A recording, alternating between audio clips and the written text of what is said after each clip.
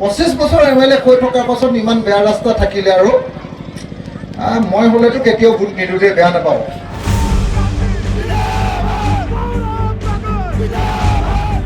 এফালে অখিলে মিত্ৰতা বিচাৰে, আনফালে আমাক সমালোচনা কৰে। গতিকে এই কাৰবাৰবিলাক আমি ভাল পোৱা নাই। মিত্ৰতাৰ ধৰ্মই হেনো বান্ধিছে অখিল গগৈক।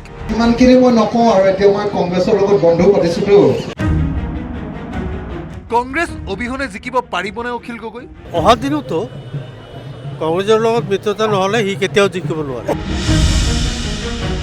অখিলৰ মতে ৱাজেদ আলী চৌধুৰী এমএলএ হোৱা উচিত নহয়।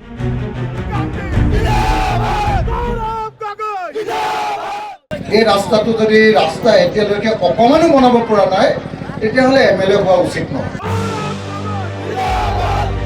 নিৰ্বাচন চমু চাপি অহাৰ লগে লগে কথাৰ কটাকটি বাঢ়িছে শাসক বিৰোধীৰ।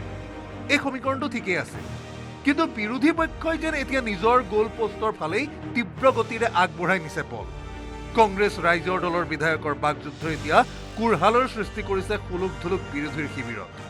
মিত্ৰতাৰ মন্ত্ৰ আওৰাই কংগ্ৰেছক সমালোচনা কৰিবলৈ এৰা নাই ৰাইজৰ দলৰ সভাপতি অখিল গগৈয়ে। বীৰ সিং জৰুৱা সমষ্টিত গণ সমাৱেশ পাতি অখিল গগৈ এক প্ৰকাৰ কংগ্ৰেছক থেতালি পেলালে নিজৰে কথাৰে। ৱাজেদ আলী চৌধুৰীক প্ৰায় নিষ্কৰ্মা আখ্যা দি অখিলে দিলে পৰামৰ্শ, ৱাজেদ দাই আৰু নিৰ্বাচন খেলিব নালাগে, মই হলেতো ভোটেই নিদিম। 25 বছৰ এমএলএ হোৱাৰ পাছত যদি এটা ৰাস্তা বনাব নোৱাৰে, য'ত হাজাৰ হাজাৰ মানুহ, চাওক আপোনাৰ চাৰিওফালে মানুহ, এই গোটেই চাৰিওফালে মানুহ অথচ এটা ৰাস্তা নাই, তেতিয়াহ'লে মই ভাবোঁ যে তেখেতে আৰু ভৱিষ্যতে ইয়াৰ পৰা এমএলএ নোহোৱাটো ভাল হ'ব। 25 বছৰ এমএলএ কৈ থকাৰ পাছত ইমান বেয়া ৰাস্তা থাকিলে আৰু মই হলেতো কেতিয়াও ভোট নিদিওঁতে বেয়া নাপাওঁ। আপোনালোকেহে দি আছে আৰু।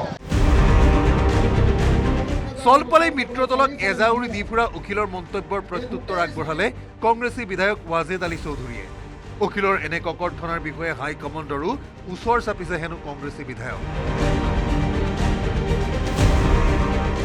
এই কথাবিলাক তেওঁ কৈছে, আমি হাইকমাণ্ডক জনাইছোঁ, আমাৰ সভাপতিক আমি জনাইছোঁ যে তেওঁ এফালে মিত্ৰতা বিচাৰে, আনফালে আমাক সমালোচনা কৰে। গতিকে এই কাৰবাৰবিলাক আমি ভাল পোৱা নাই। সমষ্টিবাসীৰ ওচৰত অখিল গগৈ প্ৰায় অস্তিত্বহীন কৰি থৈ অহা ৱাজেদ আলী চৌধুৰীয়ে ক'লে, কংগ্ৰেছৰ সহায় নহ'লে শিৱসাগৰত নিজিকিলহেঁতেন অখিল। সংখ্যালঘু অঞ্চলত অখিলে কৰিছে সস্তীয়া ৰাজনীতি।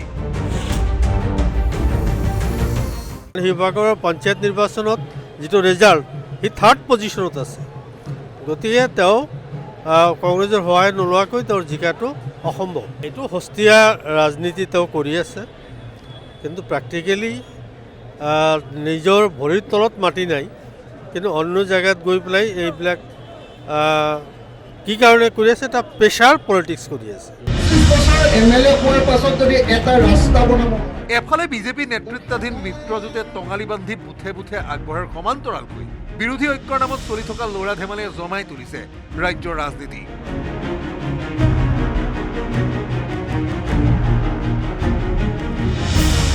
ব্যুৰোৰ সহযোগত বিষ্ণু শইকীয়াৰ report, news 18 Assam north east.